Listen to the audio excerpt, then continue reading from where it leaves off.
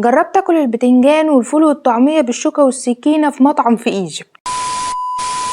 ازيكم؟ النهاردة هنجرب مع بعض مطعم طبالي بسترو. المطعم ده بتاع فول وطعمية وبتنجان وبطاطس وكل حاجة في الفطار، موجود في مول العرب في الاوبن اريا الجديدة. قعدنا وحطولنا الشوكة والسكينة والطبق المزخرف الجميل غريب الاطوار، وده المنظر اللي احنا شايفينه واحنا قاعدين. وصل الاكل بقى، حاولت ان انا اجرب معظم الحاجات اللي عندهم. هو المنيو كبير جدا، بتاخدوا سكان من على الترابيزة. عندهم فطار وعندهم غدا وعندهم عشاء كمان، بس الوقت كان الصبح فانا حبيت ان انا افطر. اول طبق هدوقه معاكم هو البطاطس بالبتنجان.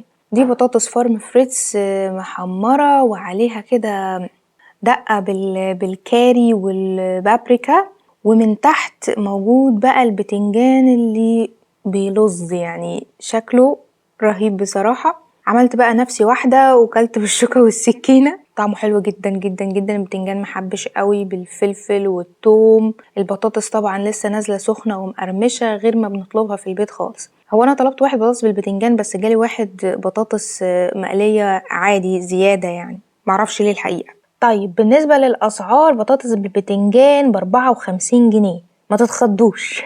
احنا قلنا ده مطعم في ايجيبت. بس الطبق فعلا كان طعمه رهيب جدا. الحاجة باين عليها النظافة، باين عليها الفريشنس، باين عليها الكواليتي العالية. تعالوا بعد كده بقى نجيب رغيف من الصغير المقطقط البلدي ده ابو ردة من تحت، ونقطعه كده ونبدأ ندوق البيض بالبسطرمة. البيض بالبسطرمة او السكرامبلد بسطرمة بيكون ب76 جنيه يا جماعة. طعمه حلو قوي، او انا حاسه انه طعمه حلو عشان هو غالي، بس هو بصراحه طعمه جميل. يعني كل حاجه باين على منظرها ان هي نظيفه جدا، الكواليتي بتاعتها عاليه، معموله بخدمه وحب كده. حتى الستاف لذيذ جدا، وتحس ان هما بشوشين قوي. تعالوا بقى نخش على طبق الطعميه المقرمشه، وده بينزل معاه طبق طحينه كده، يعني اجباري مع الطبق.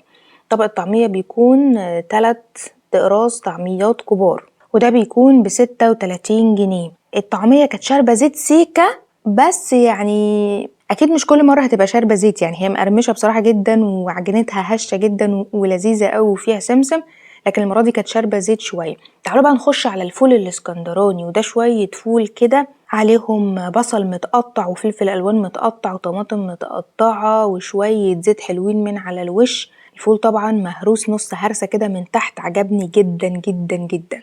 الفول الاسكندراني ب41 جنيه، اما طبق الطرش اللي انتوا شايفينه ده ب23 جنيه. ما تسألونيش ليه، وانا مش هسألكوا ليه ومش هنتكلم في الموضوع. تعالوا بقى نخش على طبق البطاطس الشيبسي، وده كان طلب ادهم ابني، لانه تقريبا في الاكل ده كله ما بياكلش الا البطاطس الشيبسي. كانت برضو مقرمشه وعليها التتبيله بتاعه الكاري والبابريكا دي، فكانت مديها طعم حلو، وكانت ب41 جنيه. تعالوا بقى نخش على الاقرب لقلبي، وهي الجبنه ام قوطه، جبنه فيتا بقوطه ب46 جنيه، او الجبنه ام طماطم عشان الناس ما تزعلش مني. كانت تحفه بصراحه. نوعيه الجبنه اللي هما مستخدمينها جبنه فيتا من النوع الجيد، يعني العلب الحلوه، وعليها طماطم مقطعه مسكره جدا وفريش، وحاطين لك كمان عليها واحده من فوق شاري كده.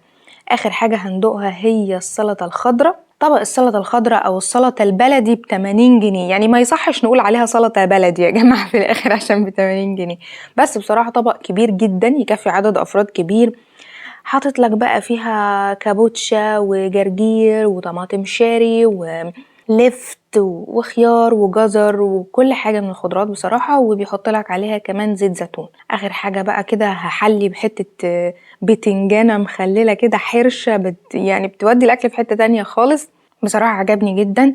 ده المنظر اللي هو الحتة الاوبن اريا الجديدة اللي اتعملت في مول العرب. في هناك كذا مطعم كتير موجود، طبالي منهم، موريسوشي منهم، سازلر، حاجات كتيرة قوي موجودة في الساحة هناك. القعدة هناك لطيفة جدا، وعجبني الفطار والاكل النهاردة. شكله بس بصراحة كان يفتح النفس، الكواليتي بتاعته عالية، الاسعار غالية جدا، بس الطعم جميل. لو عجبتكم انتوا بقى الحلقة اعملوا لايك. اشوفكم الحلقة الجاية، باي باي.